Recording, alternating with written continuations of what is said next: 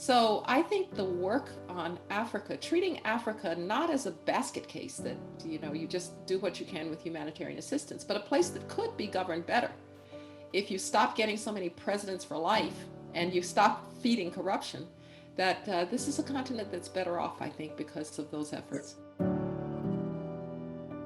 And then we can also say, what am I personally going to do about the effects of race? For me, it's education, education, and education, because it's not going to solve the inequality issue, but it gives you a fighting chance.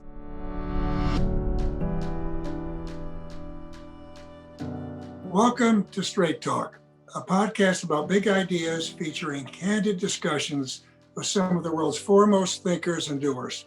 I'm Hank Paulson, chairman of the Partisan Institute, and today I'm speaking with Condoleezza Rice. Condi is the Tad and Diane Taub Director of the Hoover Institution at Stanford University and the Thomas and Barbara Stevenson Senior Fellow on Public Policy. She is also a founding partner of Rice, Hadley, Gates, and Manuel, LLC, an international strategic consulting firm. From 2005 to 2009, Condi served as the 66th Secretary of State of the United States, the second woman and first African-American woman to hold that post. She also served as President Bush's National Security Advisor from January 2001 to 2005, the first woman to hold that position. Condi previously served as a professor of political science at Stanford University and later as provost. Condi, welcome to the podcast. When I came to Washington, D.C. as George Bush's Treasury Secretary, you took me under your wing and you gave me a lot of helpful advice on everything from the proper protocol etiquette to policy. It was a real pleasure to work with you, so I'm really looking forward to today's discussion. Thanks, Hank. I'm looking forward to our discussion too. We had a lot of great times in Washington, some of them pretty difficult, but it was a great partnership. It sure was. Now, let's start at the beginning. You grew up in Birmingham, Alabama, and you had a close, loving family, and your parents were very special people. Tell us a bit about your family and also what it was like growing up in the segregated South. I wrote a book about my parents. I called it Extraordinary Ordinary People. And the reason that I did is in many ways they were ordinary people. My dad was a high school guidance counselor, football coach, Presbyterian minister, later on university administrator. My mom was a school teacher and piano teacher. And so in that way, they were kind of ordinary, but they had these unbelievable expectations for me. The belief that I could do anything I wanted to do. I always said I couldn't have a hamburger at a Woolworth's lunch counter because of segregation, but they thought I could be president of the United States if I wanted to be. And they had me believing that as well, which is maybe the most remarkable thing about it. I've always said too, Hank, and this surprises people sometimes, that I'm fortunate to have grown up in segregated Birmingham because it gave me a sense of what was possible even under difficult circumstances. My parents had three things that they always said. They said, number one, you have to be twice as good. Now, if you are trying to be twice as good, you work twice as hard, now you're twice as confident. And it wasn't just my parents who said that, but their whole community. This was a community where I think everybody taught school. I think we had one lawyer, one doctor, everybody else taught school. Second thing they said is there are no victims. The minute you think of yourself as a victim, you've given control of your life to somebody else. And you might not be able to control your circumstances, but you can control your response to your circumstances. And then the final thing was actually something that my father said to me. We'd moved to Denver when I was 12. And I was going to a school where there were very few black kids. It's a college prep school, girls' school. And somebody had not wanted to sit next to me because I was black. And my father said, well, that's just fine, as long as they move. And that said to me, don't let somebody else's prejudice be your problem. You are fine. Don't feel put down by it. And so I grew up with a kind of armor about prejudice and a very strong belief that I could always overcome it. What a gift it is to have parents like that. What a real blessing. Now, and this probably explains it, but you're one of the most disciplined, organized people I know. Were you that way as a kid? Is that where it came from? Well, I was pretty disciplined as a kid and even organized because I was always doing so many things, particularly by the time I was figure skating competitively when we moved to Denver. There was figure skating. I was also a serious piano student, and there was Yeah. school. And so I had to be organized. I didn't have any time. It was 5 o'clock in the morning at the rink, and then school, and then piano practice, and then back to the rink, and then homework. And so I was pretty organized. I will say this, and this is something I say to people all the time. You need to identify what weaknesses you have. And one of mine was that I was a procrastinator. I was very good at reading the full book the night before the exam Yeah. and passing the exam. And so I got into a habit of doing things at the last minute. Now, there are two things you can't do at the last minute. You can't practice the piano at the last minute. It turns out to practice 1 hour a day for 8 days is a better result than to practice 8 hours in one day. Yeah. You also can't learn languages by kind of cramming. So I had to find a way to get over these tendencies toward procrastination. And it just reinforced the discipline point. I became a scheduler. So I scheduled everything. And to this very day, I schedule everything so I can use 15 minutes better than anybody I know. I can say, okay, I'm going to work on that little part of the Chopin for that 15 minutes. And so it was through trial and error. But yeah, I guess I'm one of those people who believes in discipline and organization. I'm not as disciplined as you are, but I believe in doing things on time and scheduling. What I loved about working with you, when I was going to come and see you in your office or meet with you or talk to you, and we had a time, boy, it happened that way. And our boss, George Bush, was the same way. Very much the same way. I think that's one reason that we got along so well. As a matter of fact, Hank, I'll tell you kind of a funny thing about him, which you will remember. He wasn't just on time; he was very often early. Yeah. And these poor heads of state started showing up earlier and earlier because the word kind of got out around the world. If you're going to be there with George Bush, you'd better be on time. Yeah, an interesting thing, because if the top person is late, everything in the organization doesn't work as efficiently. Everybody's sitting around waiting. That's Very inefficient, makes a big difference.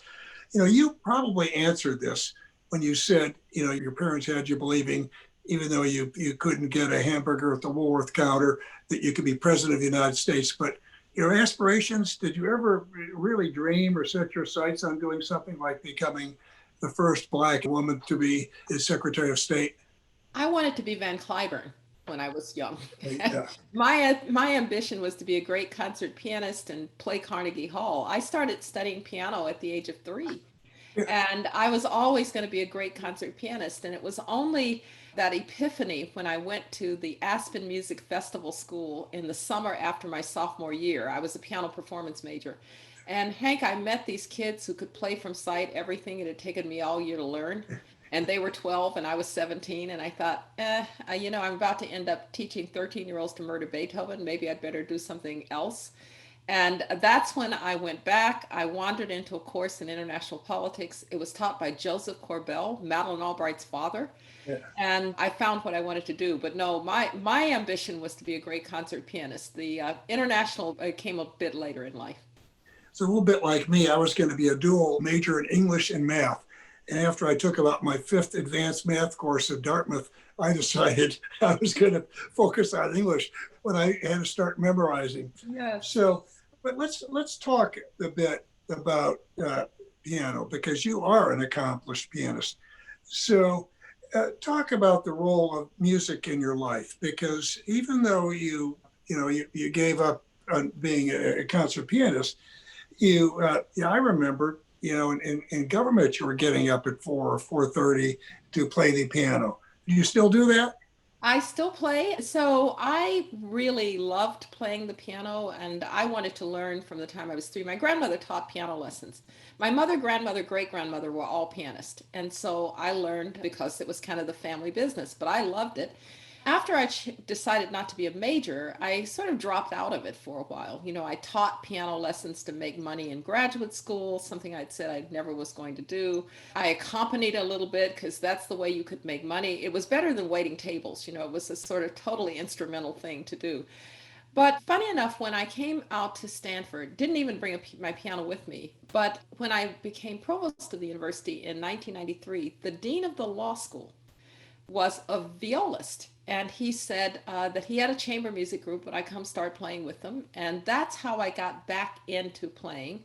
And then I started taking piano lessons because it was a way to make sure that I practiced. If you're about to have a piano lesson for 2 hours, you want to practice because 2 hours when you haven't practiced is a very long time. And so I started taking lessons, and to this day, I take lessons. And one interesting thing about the new life that we're leading, given COVID restrictions, when we got restricted and couldn't do things in person, I started taking piano lessons on Zoom. And that was good because, as it turns out, my piano teacher, George Barth, who headed the piano department here at Stanford, retired and moved to Pennsylvania. But now I can still take lessons with him on Zoom. So that's just one of those ways that COVID-19 has taught us something new. It sure has, and many of us, and many things. Before we leave piano, can you share the story about your faith, your mother, and the key of C? Yes. Yeah. As I said, my mother was a really fine pianist and organist, and she played for churches. But she was, even though she was Methodist and my family's Presbyterian, by the way, my dad was a Presbyterian minister, but my mom, as a young woman, she and her sister both played for Baptist churches because they said the Baptists paid better than the Methodists. Yeah. And so, you know how it is in a Baptist church, the minister will just start raising a song, and the pianist is supposed to kind of pick it up. Well, how did I start playing for Baptist churches? Well, I moved to California. I kind of not wasn't going to church very much. And one Sunday morning, I was in the spice aisle of the Lucky supermarket, and this black man walked up to me, not that many black people in Palo Alto, walked up to me and said that he was doing some things for his church picnic. And he says to me, "Do you play the piano?" And I said, yes, I do. And he said, well, my church is right down the street here. It's the oldest black church in the Bay Area.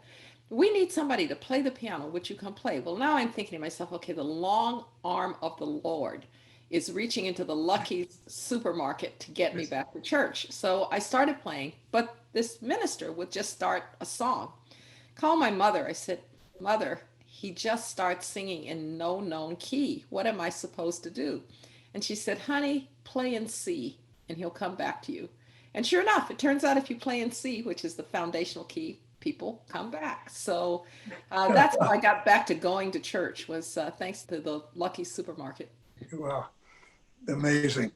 So I'm going to change tack a bit because this last year, boy, have we witnessed a level of political chaos that none of us could have imagined, a few years ago. What do you view as a root cause of today's political dysfunction? And how can we chart a better course? I know you've done a lot of work, a lot of research, thinking, writing about democracy. So how do you look at this? Well, we do have to get to the root causes. And the root cause isn't the election of a particular person. When people would ask me, was the Trump phenomenon a revolution or an evolution? I would say that a revolution is what happens when you don't see an evolution taking place. And underneath this kind of populism that was represented by President Trump, this sense that institutions were not your institutions, that the elites were against you, that those globalizing elites didn't understand you, they looked down on you. There was a very large part of the American population that was susceptible to that argument because, unfortunately, for some people, it was true. If you ask yourself if the unemployed coal miner in West Virginia benefited from globalization, no. And so, to the degree that we would talk, all of us who believed in global engagement, about the benefits of globalization, about the benefits of open markets, of free trade, comes along somebody who says, but not benefiting you. Now, then the second thing that happens is that populists have to create an other. And that other, it can be immigrants. Your problem is those illegal immigrants or those immigrants. Your problem is, we see on both right and left now, it's those technology companies. It's those big banks. And so even though we know that a lot of people who got left out, who didn't have the skills to keep up, A lot of it's automation. But actually, robots don't make good others. You can't say your problem is that robot. And so now we have, I think, a very divided society. We have people who are ready with the skills and the opportunities before them, and we have a lot of people who are not. And I have to tell you, Hank, that I think COVID-19 has deepened those inequalities. If you think about people like us, we have been completely able to be productive. We're on Zoom, we're using Microsoft Teams, we are productive. If you're a knowledge worker, you've kept right on going. If, on the other hand, you had to go to the shop floor or to a restaurant to work, now you're unemployed. So we have two classes of workers. We're also seeing in something that I know you care a lot about and I care a lot about in education, that the inequality of the parent who doesn't maybe even speak the language, but suddenly has to teach her kid at home, as opposed to those of us who can teach kids from our own educational background. I was actually homeschooled for 1 year. My first grade, I was homeschooled. Why? Well, the state of Alabama, in its wisdom, decided that unless you turned 6 by October 31st, you couldn't go to school till the next year. All right, well, I turned 6 on November 14th. But do you think my educated parents were going to let me sit home for a year? No, my mother took a year off from being a teacher and she taught me. By the time she finished with me, I was probably third or fourth grade. But now that kid whose parents don't speak English or whose parents aren't educated, or even worse, I was talking to somebody from a southern state, 40% of their citizens don't have access to broadband. Yep. Not having access to broadband today is like not having electricity. And so we have revealed, COVID-19 has revealed these deepening inequalities. It's a long way of saying that a lot of the disruption that we are feeling in the system is real. It's not because of one person, it's not because it's real. And so we've got to go back and address those issues, the inequality in education, the inequality in income, the inequality of opportunity, and remove the pool in which populists are playing by actually taking care of the circumstances. And I just say one other thing, Hank. We're actually pretty lucky. When I watched what happened on January 6th, I actually that night stayed up to watch as the Congress went back into the Capitol and did the really almost what seemed like routine work of counting the electoral votes. And I thanked God that night for James Madison, Alexander Hamilton, and Mike Pence, because there you saw the power of institutions. And so many countries don't have powerful institutions. We're very fortunate, and they held, even under great pressure. Yeah, it brought tears to my eyes, and getting back to your point, education should be a basic civil right.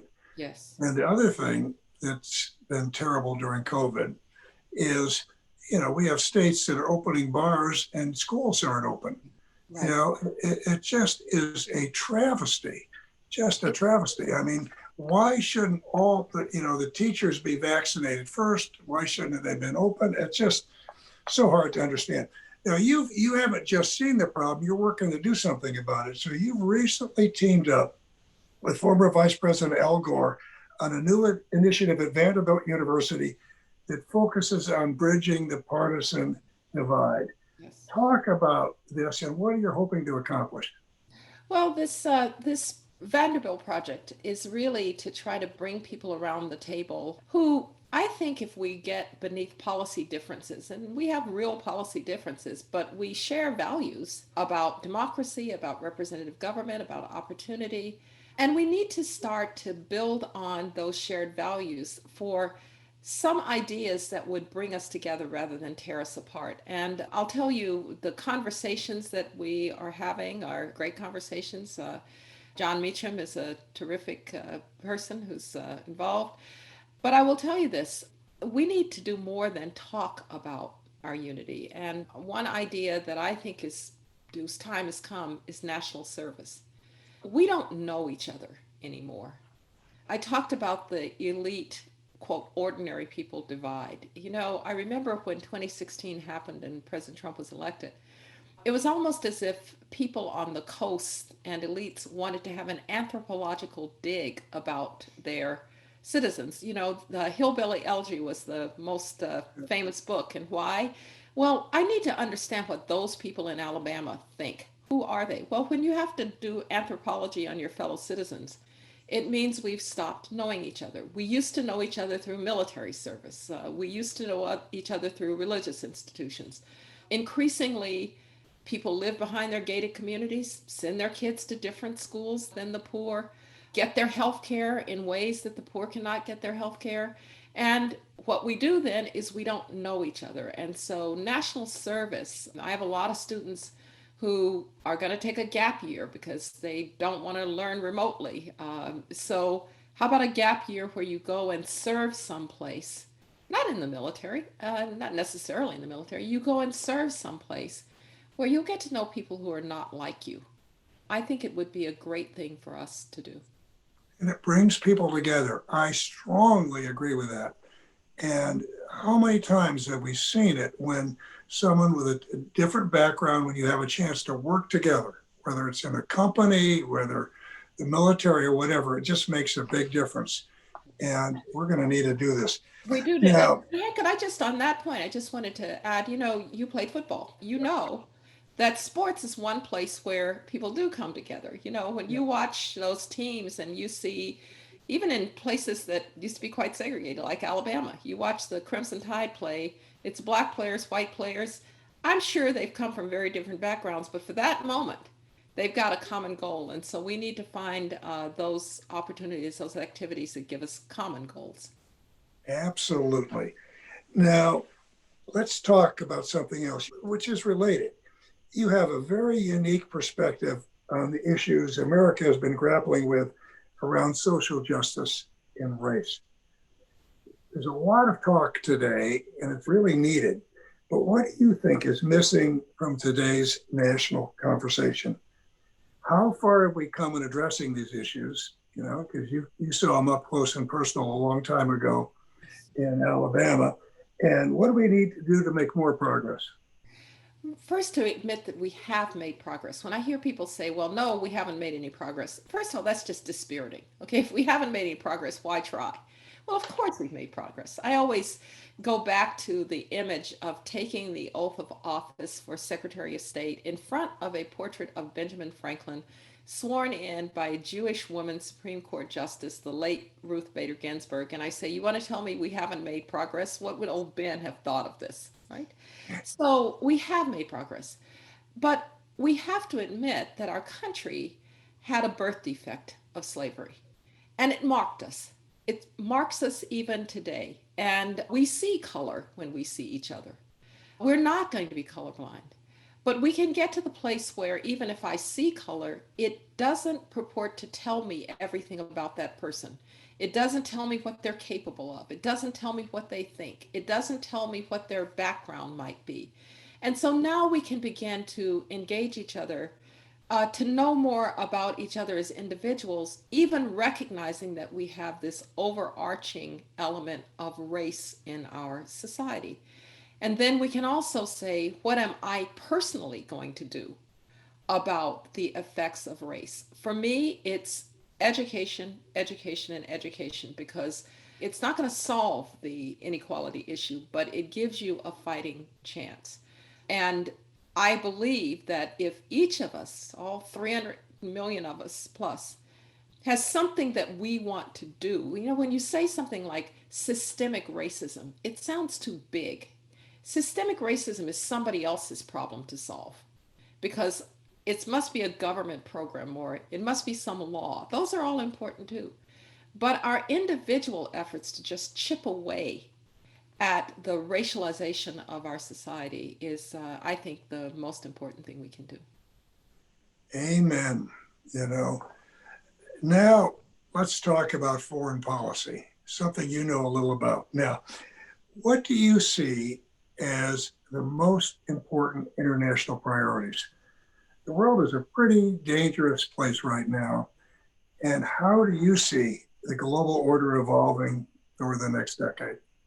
Let me start at home because, Hank, without the United States, it will continue to be and maybe even more chaotic world because the United States for years provided a kind of global commons in terms of our willingness to sustain an open international economy, our willingness to speak for democracy, and our willingness to provide security for so many. So when we step away, it's not as if the Germans step up or the Indians step up. It's the wrong sorts that step up, the Russians and the Chinese and so forth. So we've got to get our confidence back, which is why I think the domestic fracturing of America has got to be fixed as a prelude to our engagement in the world again in the way that we once did.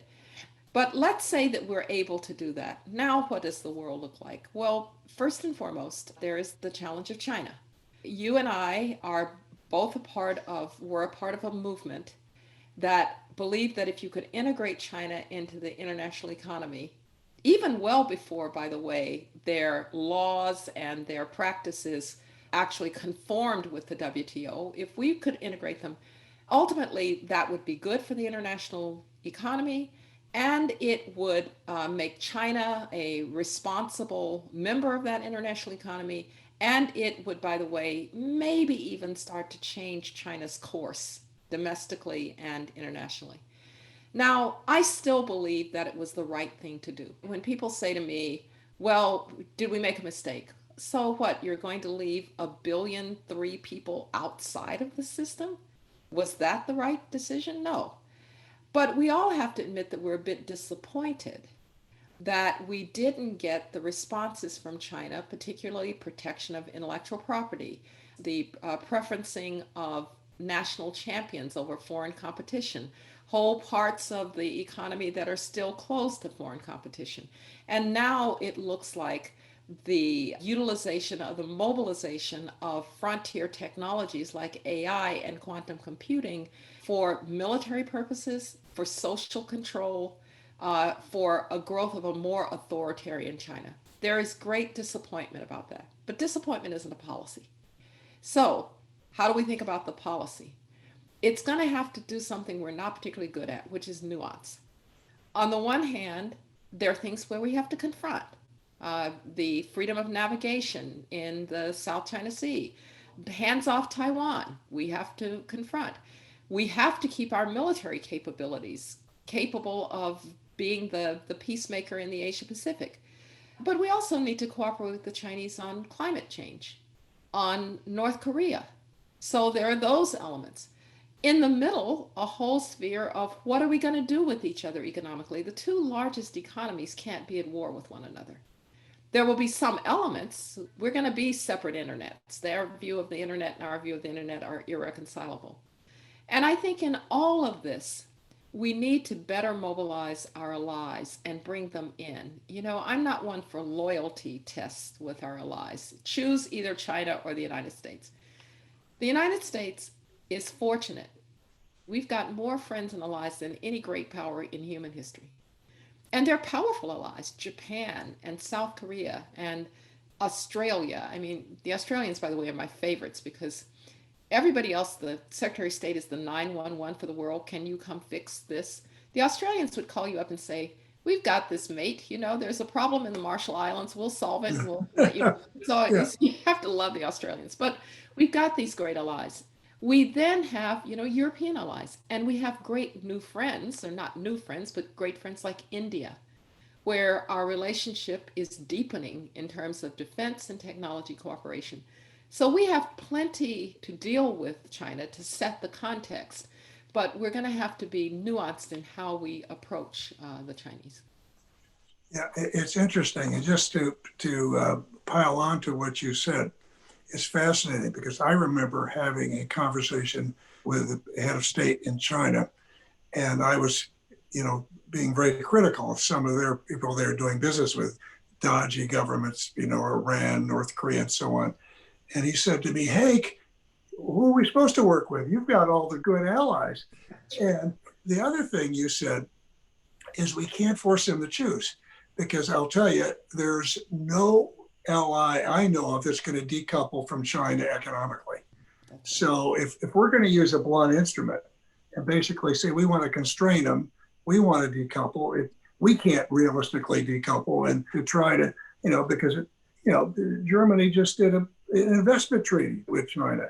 While we stayed out of the TPP, they've done, the regional trade deal, and they're looking at doing investment treaties with Japan and South Korea. So we clearly have to engage. Now, I want to switch to another one. This is a much different kind of an adversary here. You're a longtime expert on Russia. Well, when I first met you, you came to talk to me when I was running Goldman Sachs about Russia. So how do we deal with Putin? Well, Russia is a declining power and its assets are all negative assets, like the ability to throw its military weight around in a place like Syria, or for that matter, Venezuela, the ability to disrupt people's elections, the ability to launch cyber attacks. When is the last time that you bought something made in Moscow that wasn't of petroleum? And don't say vodka, that might be France these days. So Yeah. actually, it's a declining power. But Putin's will to make Russia relevant in international politics is very strong. Now, I will say this. We're seeing something right now in Russia that we ought to pay attention to. Navalny's return, Alexander Navalny's return, the opposition leader that the Russian security services undoubtedly had tried to poison. Let's be very clear. If you're going to try to poison Navalny, you better kill him, because now you've got a live martyr. And that's Putin's worst nightmare. And we have seen in the streets of Russia now protests that are larger than anything we've seen in a long, long time. And we're seeing it against the backdrop of low oil prices, which makes it hard for the Russians, Putin in particular, to hand out that largesse that he used to hand out to his constituencies, old people in pensions, military people, rural people, his kind of constituency. We have to keep our eye while we're checking. We have to check him at certain places. I thought that first the Obama administration and then the Trump administration did exactly the right things in putting heavy brigades, they're called, in the Baltic states and in Poland after the events in Ukraine. Now, a heavy brigade with Americans in it says to Putin, if you attack Estonia or Latvia or Poland, you're going to have to kill an American to do it. Putin is not suicidal. And so that was an important thing we did. The Trump administration did something important in arming the Ukrainians with lethal weapons so that they could defend themselves. But that said, with the Russians, we need to play for the long run here. Half of Russian citizens were not conscious at the time that the Soviet Union collapsed. Not conscious. And so I think we have a chance to build on something that I have personally witnessed. I was a graduate student in Moscow in 1979. Citizens looked at their feet. They wouldn't talk to you. In the years after the collapse of the Soviet Union, they traveled. They went to our universities. I had them in my graduate school of business classes. They went to work in banks. They went to work in law firms. There's a whole generation of Russians now who Putin is not their future. And while we're sanctioning people and doing all of that stuff, I don't mind sanctioning Putin's cronies. But let's not cut off Russia and Russians, because I believe that in time they will take back control of their own future. Yeah, that would be a wonderful, wonderful thing. Now, I want to switch gears again and talk about the role of sports in your life. I didn't realize your father was a football coach, so I see where that came from. And I didn't know about the figure skating, but I know you were one of the first women to be admitted as a member of the Augusta National Golf Club, home of the Masters tournament. And you're an avid golfer. You take golf lessons. What is it about golf that appeals to you? Well, I've always loved sports. My dad was a football coach. I was supposed to be his All-American linebacker. I'm an only child, so he had to do something. So he taught me all about sports. By the way, my mother, who was the musician, never picked up a ball or bat of any kind. So it was my dad and me in sports and my mom and me with arts. If you're an only child, you kind of have to play both sides of it. But in sports, I figure skated for all those years. And then at about 18, I realized, this is not an adult sport. You can't call somebody and say, let's go figure skating. And so I took up tennis. My dad had been a three-sport letterman, football, basketball, and tennis at Johnson C. Smith University, historically black college. And he was delighted when I took up tennis. I played, club tennis and so forth. Never thought about golf. Now I go to Washington the summer after I'm Secretary of State. My cousin and some other friends and I went to vacation at the Greenbrier in West Virginia. Her husband gave her golf lessons, gave me buddy lessons. I loved it. And so I would go out to Andrews Air Force Base whenever I had a chance. I would land from China and go for 2 hours out to Andrews Air Force Base so I could hit balls. Now, why? I think actually what then appealed to me about golf was I was outdoors. You know how it is, Hank, because you were in a similar position. When you are in those positions, they pick you up in front of your house. You're in the car, you go into your elevator at work. Maybe the furthest you walk is a few steps from your car to the West Wing door of the White House. You're never outside. Yep. And I was outside and I was on an Air Force base, so I could go wander off into the woods and find my ball, and the security detail was okay with it. And so initially, I think it was just that sense of freedom. But now it's that sense of I am going to learn to control that little white ball if it's the last thing that I do. It is the most challenging, frustrating sport. And I just love playing it because it's hard. Well, I know how hard it is because I had never played it. I always said golf's a game; it's not a sport. And I wrestled. I played football. Real Oh sports. yeah, real And so sport. when I got to Dartmouth and we had a football picnic, and people were trying to see if they could hit a golf ball over the Connecticut River. I thought I could do it, and I swung 3 times at the golf ball on the tee and missed it. So I knew I didn't have a future in that sport, but I realized the closest I've got is miniature golf, and it's great amusement for my Yeah. family. Well, I'll tell you, golf, the thing about golf is it's really challenging. A lot of great athletes think they're just going to pick it up and play it. It's actually pretty tough. And Tiger Woods did make it cool to be an athletic golfer. So now if you look at the golfers, they're no longer kind of the guy with the beer belly. They look like real athletes. So it's quite a difficult sport. Yeah, one of my memories with you was I was out in the Bay Area, and sometime in January, I was at your home with your golf pro watching the national championship football game Yes, because yes. you were an inaugural member of the selection committee. Right. And you told me how you went about that like everything else you do. You did it for real. And so you're watching every game and glued to it and trying to figure out how to rate the different teams. So now you're no longer on that committee. Is it a relief not to have to just watch football for the fun of it and not to have to watch it as part of a job? Well, it is kind of nice to now watch the games that I want to watch. I was assigned a couple of leagues, and you had to watch every game. And at one point, the Mountain West was doing their games on Tuesday night at 7:30, and so there was some. But I loved it. It was the best committee I'd ever been on. People were just trying to get to the right answer. We would have a lot of discussion. Never heard a raised voice. People were really great. I will say that I look at football differently now. I've always been an X's and O's person. My father taught me the sport not just to enjoy it, but also to really analyze it. So he would say, Condoleezza, what was that? Oh, Daddy, that was a trap block. Okay, well, Dad, what are they doing now? Oh, Daddy, they're setting up a screen. I'm 5 years old, and this is what Yeah. I'm doing. So I always loved that part of the game. But being on the committee, I also was in the company of great coaches like Ty Willingham and Barry Alvarez and one Tom Osborne, the great Nebraska legend. And I got to see the game through their eyes. And I think now I watch the game differently and frankly enjoy it more. Yeah. Well, that's terrific. Now, I want to return to Secretary of State.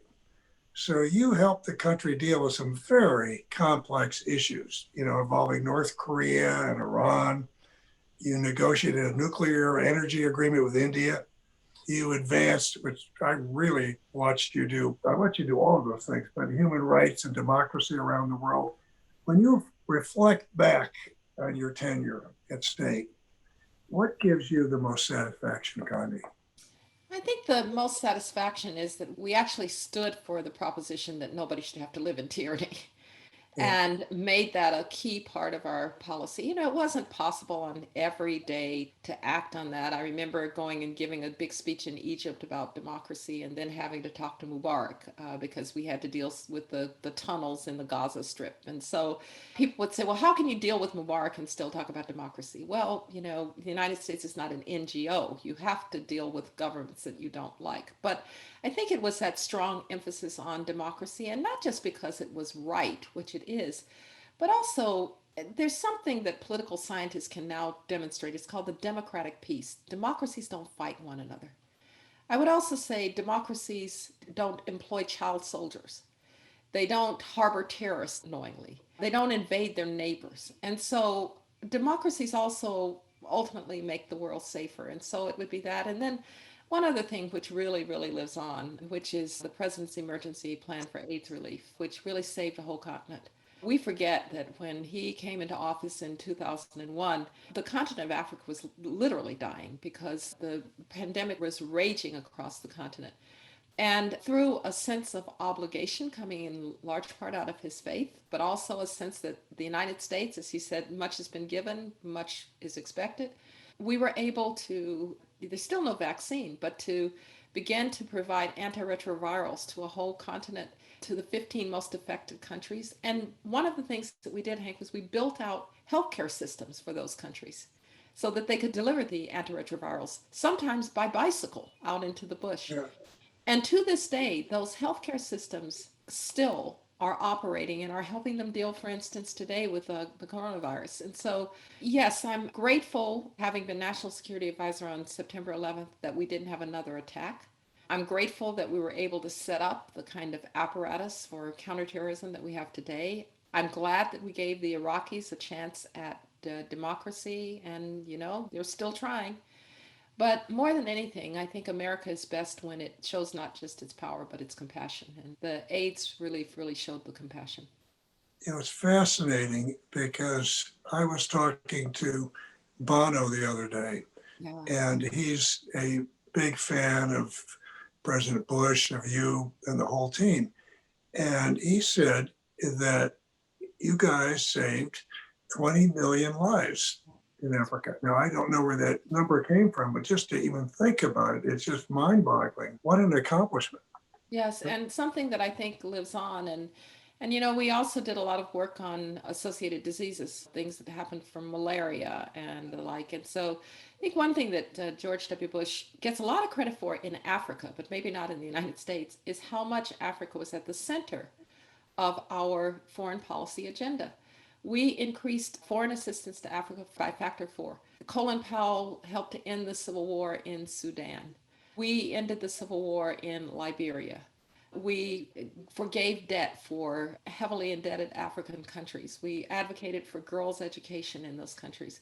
President Bush spent a lot of time with African leaders because, and we had the Millennium Challenge Corporation, which you helped with, Hank, which said we're going to make big bets on countries that are trying to govern wisely, that fight corruption. So $870 million to Tanzania and $435 million to Ghana, et cetera. So I think the work on Africa, treating Africa not as a basket case that, you just do what you can with humanitarian assistance, but a place that could be governed better. If you stop getting so many presidents for life and you stop feeding corruption, that this is a continent that's better off, I think, because of those efforts. Yeah, and it was very unusual for a Republican president to be advocating for and successfully getting big increases in foreign aid. And it was just really remarkable. So I want to end this conversation today with young people because you spend a lot of time with them. And the other thing I really admired when I went to see you, and you were teaching. So you weren't just, playing the piano and golf and so on, everything else. You were teaching classes. So young people, today are entering the workforce amidst a rapidly changing world. What advice do you give them for how to navigate today's many uncertainties and how to succeed in their lives and careers? Let me start by saying that this generation is the most public minded that I've taught. In more than 30 years of teaching, they want to do something bigger than themselves. They're motivated by the desire to do good. And so That's a great place to start. But I say to them, take your time a little bit. You aren't going to be whispering in the ear of the CEO or the senator in your first job. No, they will say, I want my first job to be meaningful. Well, actually, maybe your first job is just going to be your first job. And what's meaningful is somebody pays you to do it for the first time. And so I think they need to understand that it takes time and you have to build a career. You can't jump to the next level. They're kind of always looking over their shoulders about what's the next best thing. Well, be good at what you're doing first, and then a second thing will come, and be good at that, and a third thing will come. And so that's the first point that I make to them. Secondly, out of this whole COVID circumstance, I know it's been hard. I have friends, kids, and actually my godson who, you know, they were taken on the world when they graduated, and now they're living at home, and it's not what they anticipated. But what they can hopefully take from this is that they are both resilient and they're adaptable. And that's going to help going on down the road. And the final thing that I would say is social media and the way we get our information can very much lead you to live in an echo chamber. It can lead you to live in a place where you think so highly of your opinion because you actually never talk to somebody who disagrees with you. Yep. And so I say to my students, if you are in the company of people who say amen to everything you say, find other company. We are encouraging our students to say, well, I'm offended by that. Well, you don't actually have a constitutional right not to be offended. That wasn't actually written into the Constitution. So if you're offended, how about you turn to the person next to you and say, that was offensive, and let's have a conversation about why that hurts me as an African American or as a woman. And so I think that we aren't doing them any good by telling them that the world is going to be perfect. We started with my parents in segregated Birmingham, Alabama. And they didn't say, it's so awful to grow up in Birmingham, Alabama. They didn't say, oh, it's so unfair what's happening to you. They said, you have to be twice as good. And you'll beat them at their own game. They never expected me actually to grow up in a world without prejudice. So they tried to give me ways to cope with it and ways to overcome it. And so I love that our students at Stanford and other places want the world to be perfect. They don't want there to be any prejudice. They don't want there to be any harm, any hurt, any sense of being offended. But that's actually not the way that the world is. And I would say finally to them, the best thing you can do is to find great mentors, but not by walking up to people and saying, will you be my mentor? That's a mentorship is earned, but there will be people in your life who will see more in you than you see in yourself. And those are the people you want to be around. But then you have to earn it. You have to show them that it's worth it. And oh, by the way, they may not look like you. If I had been waiting for a Black female Soviet specialist role model mentor, I'd still be waiting. My mentors were white men. They were older white men like Brent Scowcroft and Joseph Corbell. And so I think we just need to make sure that we're presenting the world as it is, telling them you can make the world the way that it should be, but it's going to take some work. It's not going to happen overnight. Well, I tell you, I have the same conversation in terms of the first advice you give, where all these people are looking for wanting to be career engineers, or I want to lead something, or I want to manage something. And I said, listen, it may not be a perfect job, but there's a right job for you, and you can afford anything other than not to learn. So you got to be good at something before you're going to go do all these other things and save the world. So, Condi, this has been absolutely terrific. And I tell you, I, for one, am so grateful that you're letting your light shine brightly in so many different areas. And it's just really inspirational for me to hear it. So thank you for joining us. Well, thank you, Hank. And I just want to say you are a good friend and you were a great partner when we were in government. And you continue to do, you and Wendy, amazing things for our world. So thank you for that, too. Thank you.